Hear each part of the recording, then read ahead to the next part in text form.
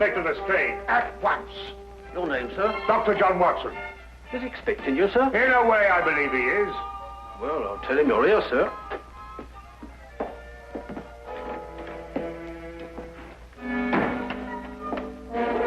You can go in, sir. Ah, Dr. Watson, I didn't expect to have the pleasure of seeing you again so soon. Will you kindly read that? What is it? Read it. Oh. Yes, sir. Oh. I think it's disgraceful, sir. Absolutely disgraceful. What? Yes, and I'm glad you're here so that I can tell it to you personally. Why, you and I both know that it was Sherlock Holmes who solved the Cunningham case. If it wasn't for his brilliance and his persistency, the facts would never have been brought to light. And I think it's scandalous, sir, that the newspapers should have given me all the credit and said so very little about his magnificent achievement. What do you think, Doctor? I absolutely agree with you. I'm glad you're on my side, Doctor. Why, of course. I'm so glad you've taken it that way. What does Holmes think? Oh, he doesn't mind, you know. He doesn't care who gets the credit. Oh, dear old Holmes, such a modest fellow. Yes, Well, look, you must give him my kind regards. Yes. And tell him that, although I know he doesn't think anything about it, I intend to get the newspapers to get the facts straight. Well, that's very good of you, Oh, Inspector. what's Holmes doing these days? Well, the last time I saw him, he was playing about with a lot of ink smudges and talking about the prints that fingers make. No.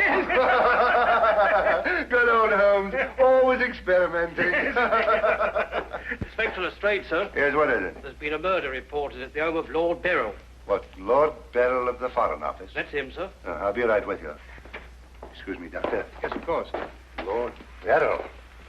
This is going to be a tricky situation to handle, what with the Foreign Office and who knows what else. Yes. Can I be of any assistance? I don't think so, Doctor. Oh, perhaps as a medical man. Mind you, I don't know what to expect, but I think you would be of invaluable assistance. Say no more. Here's the address, sir. Your carriage is waiting outside. Oh, thank you very much. Perhaps you'd care to acquaint Sherlock Holmes with what has happened. Well, I don't know. I don't know myself what's happened. As you said, the people involved make this case rather delicate. Perhaps a little suggestion now and then might help facilitate matters. One never knows. Yes, you're so right. Take a message to Mr. Sherlock Holmes of 221 Baker Street. 221B. Yes, of course, 221B Baker Street. Tell him what has happened and drive him to Lord Beryl's residence. Yes, sir. And tell him Dr. John Watson is already there. The flat's the first floor up. Yes, sir. Very good, sir.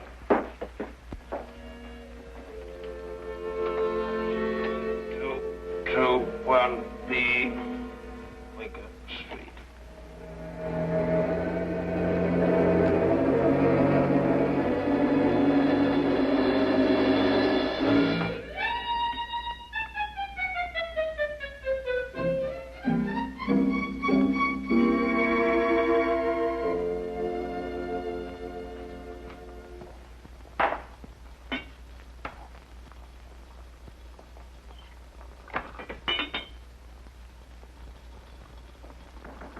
Come in.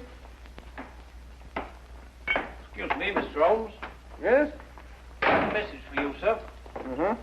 There's been a murder committed at the home of Lord Beryl. Inspector Lestrade and Dr. Watson have already gone there. Thank you. Would you care to have some tea? Some tea, sir? Yes. Is that what you're making? Oh, come along. Come and have a look at this.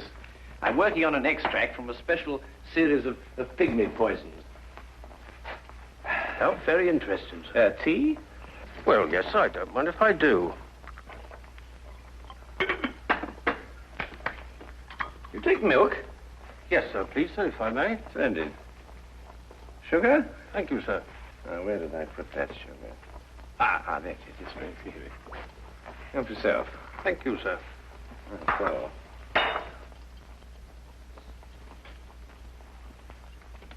What's this you're doing here, sir? Well, I believe that certain poisons, if taken in the correct doses, can actually have beneficial rather than fatal effects. Now, that's very interesting, sir. Yes, it is, isn't it? What's all this over here, sir? Oh, that? Oh, those are some tropical leaves. They were sent to me by a friend of mine who hunts in that part of the country. The essence, you see, passes through this tube, down here and across the table, and is condensed in that retort there. And what's that stuff in the bottom there? That's lime. That acts as a catalytic agent to combine the essence of the leaves with a dark, tar-like substance, which you can see at the bottom.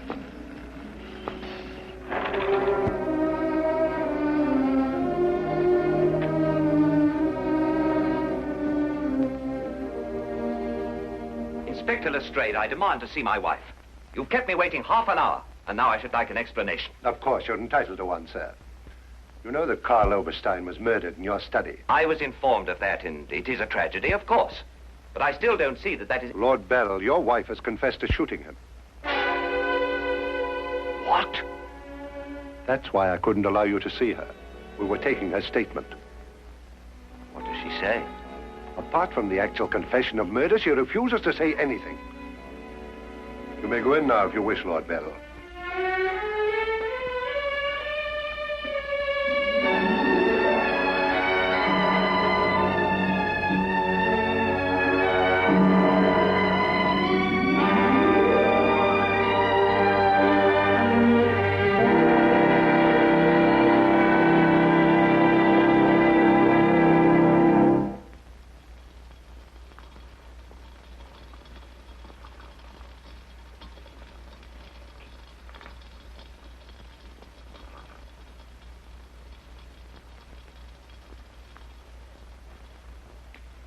What's that you're putting in now, sir? Well, it's a form of acid dye. Yeah. That's all right. Oh, where have you two been all the afternoon? Didn't the sergeant tell you? Oh, yes, I remember. There was a murder somewhere. Was it interesting? No, Mr. Dwight. Uh-huh. Well, Lestrade, come and have a whiskey and soda. Whiskey and soda, Lestrade. I don't know. I'll be off duty in 5 minutes. Yes, I think that'd be all right. Neat for me. Well, sit down if you can find yourself a place. There you go. yes, well, I think we can leave that to boil for a little while now. Now, gentlemen, what's the problem? Who was murdered? A man named Karl Oberstein. Oberstein. Oberstein. Oh, yes, I remember. An Austrian chap. He was originally, but of course, for a number of years, he's been a freelance agent. Mm-hmm. Buying and selling anything he can get his hands on, eh? But his hand's in a bit too much this time. Lady Beryl shot him. Holt Smith, 38. Oh, really? It was a nasty bit then. I examined the body before it was removed. Entire back of the head gone. Instantaneous death, of course. Did you find the bullet? No, the police surgeon will do that. It hadn't come out. Yes, and that shot in the back of the head removes any possible chance Lady Beryl may have had of claiming self-defense. You're off duty now, aren't you, Wilkins? Yes, sir. You may go home. Thank you, sir. It's been a pleasure working for you this afternoon, Mr. Holmes. I'd like to know how it all turns out. I'll let you know. Thank you, sir. Good afternoon, sir. I feel sorry for Lord Beryl.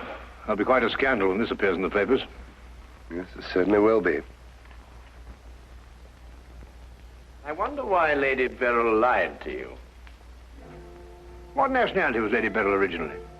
Well, she was born in Austria, although she was brought up in America. She's been here in England for the past 5 years, since her marriage, you know. It's a shame a woman like her has to remain in prison. Still, she might decide to tell you...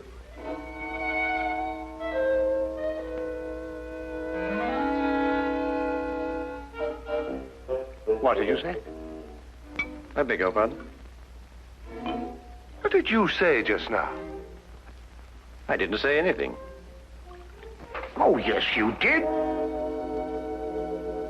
You said, I wonder why Lady Beryl lied to you. Oh, that. Yes, what did you mean? Nothing, except, of course, that Lady Beryl didn't shoot this chap Oberstein at all. But she confessed to it. Nonsense. She didn't shoot Oberstein because Oberstein wasn't shot. His head was bashed in with a blunt instrument. The revolver you claim was the murder weapon actually belonged to Oberstein. She found it lying by his side and pretended she'd done it in order to shield her husband. She's no more guilty than you two are. Would you hold that like a good fellow, please? Would you please repeat that? Of course, it's as plain as a... Here, would you mind holding that? Oh, well, it's not plain to me. Well, you told me that Lady Beryl confessed to shooting Oberstein. But Oberstein wasn't shot. Just because you find a man with the back of his head shattered and a gun lying by his side is no reason to assume he's been shot. Thank you. You also assumed that the bullet had lodged in Oberstein's cranium because it hadn't emerged through the front. Now, any student of elementary ballistics knows that the greatest damage to the skull is on the opposite side to which the bullet entered. The point of entry is always clean. But the gun we found was an Austrian gun, and Lady Beryl is an Austrian. Now, there's a logical bit of reasoning for you. Would you mind holding that, please? Lady Beryl saw Oberstein lying there and jumped to the same conclusion we did. Well, Lady Beryl's innocent. Then somebody else is guilty. Brilliant. We've got to get back to the premises and re-examine them for clues. You come with us, Holmes. This nonsense can wait. Nonsense? Nonsense. Nonsense?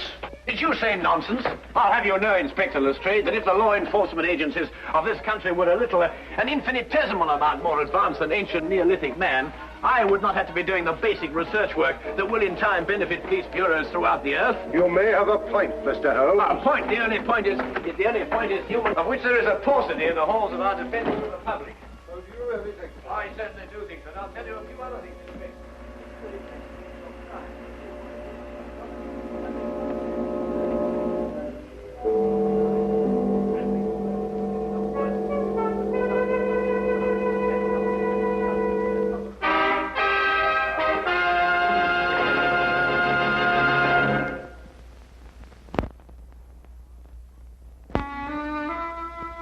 And now we return to the case of Lady Beryl. Yes, is to be dependent 90% on a good memory. Details, Lestrade, those are the things. She's in here, and normally I'd detain her for confessing to a crime she didn't commit, but, well, what with the Foreign Office and all that, I don't believe I will. No, Lestrade, you don't want to hold her. Much easier to solve the crime if she's out. Exactly. Inspector Lestrade.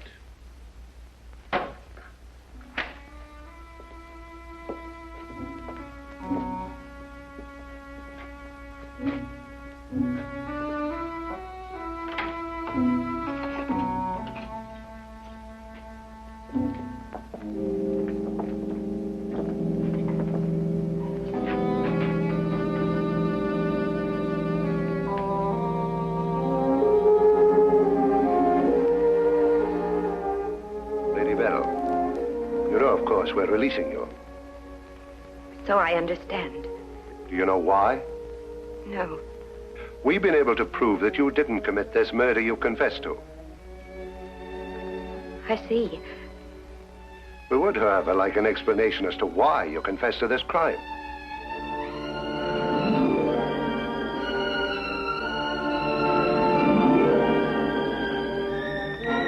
I prefer not to explain my actions, Inspector. You realize, of course, that your actions are in themselves punishable and that we could detain you. I see. You still prefer to make no statement? That is correct. Very well, Lady Beryl.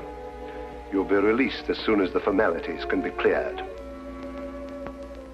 Thank you. Human beings lie to gain, to cover, or to protect.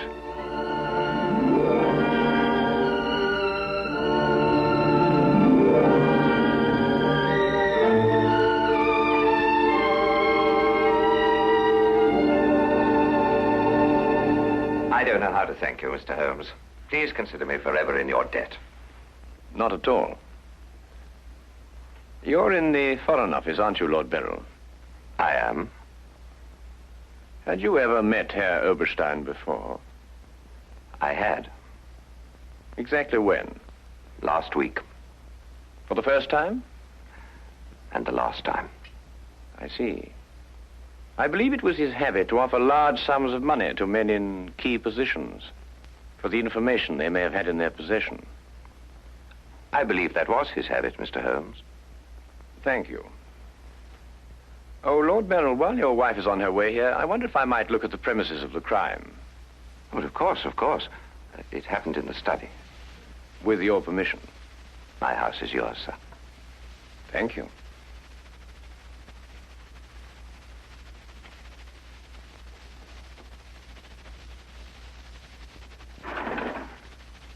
Well, now, let me see. Karl Oberstein was lying about there. Of course, it's been removed. Yes, of course. I see you cleaned everything up with your usual remarkable efficiency, Lestrade. Now, look here, Holmes. I didn't know there was going to be any mystery about this affair. Oberstein's head was here, Holmes, and his feet were there. Thank you, Watson.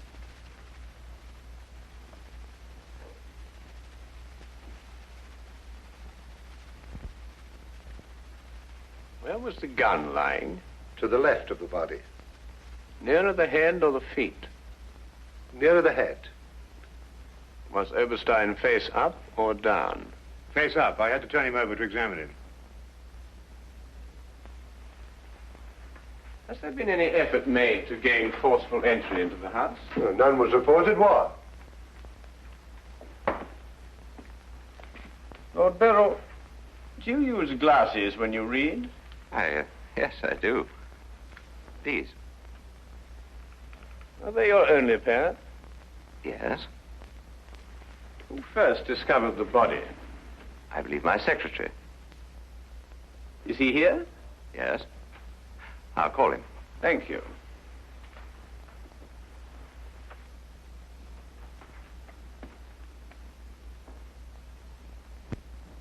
Lestrade, where was Lord Beryl at the time you estimated the crime was committed? He'd been at a meeting with high government officials all day. Oh, good. Why did you ask about the glasses, Holmes? It's because Lord Beryl wears glasses when he reads. But Lady Beryl confessed to a crime she didn't commit.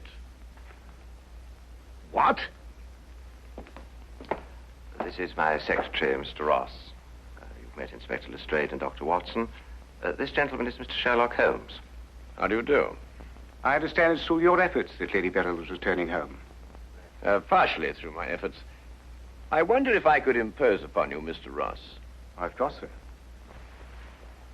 Would you mind taking these sheets of paper and roughly outline the position in which you discovered the body? Outline it in scraps of paper. If you would be so kind. Why, of course. What's the purpose of that? How many men have you on the premises, Lestrade? 2 outside. Why? Good. I wonder if you'd mind taking them into the garden behind this window and making a thorough search of the premises for a radius of 30 feet. Looking for what? Anything that doesn't belong in a garden. Are you serious, Holmes? Completely.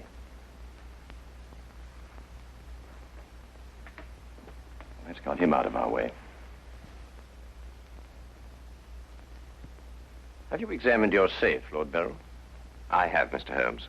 All my papers are intact. Excellent.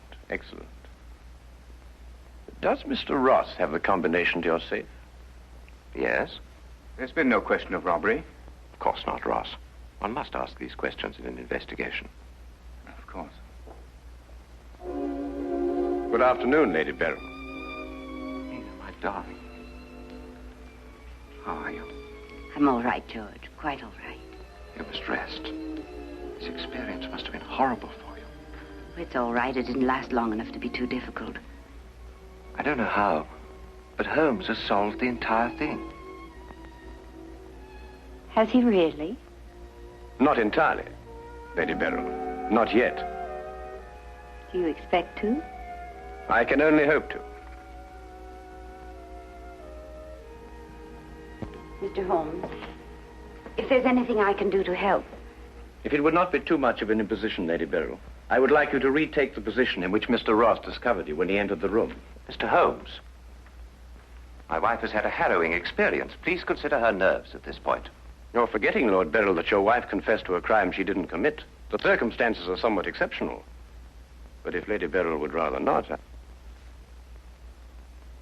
It's quite all right, George. Now, let me see.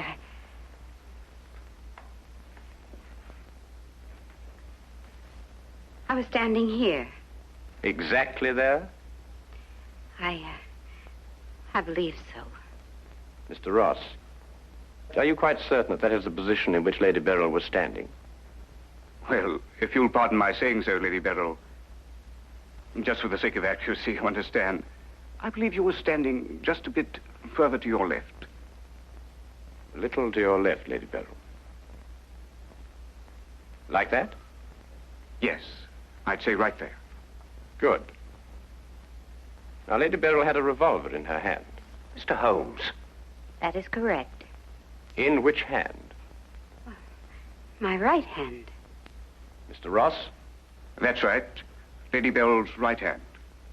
Lord Beryl, do you happen to have a revolver in the house? Yes, I have. May I have it? I'm not going to ask my wife to... Yes, I am. If your wife has no objection. Of course she has objections. I have no objections, Mr. Holmes.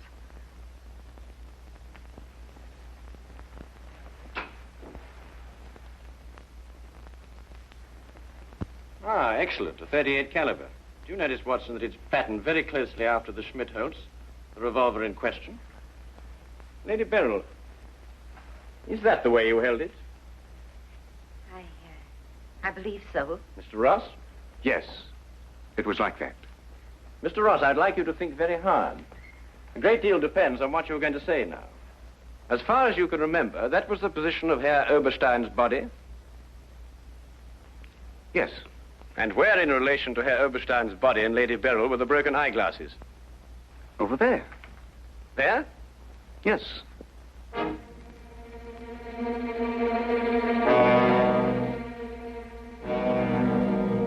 Watson, were there any glasses on the floor when you found the body?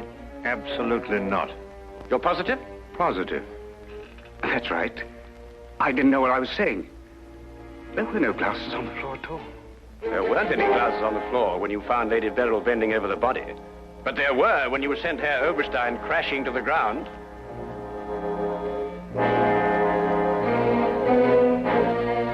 Before you run, Mr. Ross, look at Lady Beryl. I don't understand this, Mr. Holmes. Oh, very simple, really. Herr Oberstein approached you with an offer to buy Foreign Office secrets. You threw him out. Then Ross contacted him, prepared to sell him the secrets. Well, there's nothing missing from the safe. Of course not. If you sold anything, you'd have been found out. Herr Oberstein came here expecting to buy. You opened the safe, showed him the papers he wanted. He put his glasses on to examine them. And then when he paid you, you smashed his skull in. He fell, breaking his glasses. His revolver dropped from his pocket. Then you replaced the papers, pocketed the money, and left. It's a lie. Why, you filthy... The unfortunate point occurred when Lady Beryl discovered the body. You read the evidence incorrectly. I thought the gun was my husband's. Similar, but not the same. And the glasses. A very common variety of frame. You gathered up the pieces, except a few fragments, and threw the frames away. Yes. Then you lied to protect your husband. Yes. Nina. Brilliant, Holmes. Absolutely brilliant. Thank you, Watson.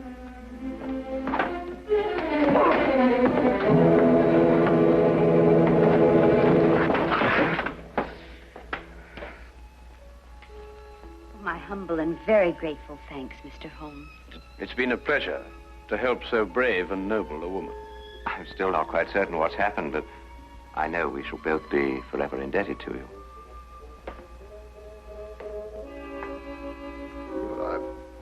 Searched the whole garden, Holmes. Couldn't find anything but this old pair of glasses. They're broken at that. Really? Mr. Holmes has solved the entire case, Inspector. He has? How? By the little things, Lestrade. The little things that one must remember. The little things that make the difference between success and disaster. One must never forget that the difference between... Good heavens. Watson, What is it, Holmes? I left the gas on under the experiment. All Baker Street will be blown up. Holmes, I turned it off. No. Stay. Hold that.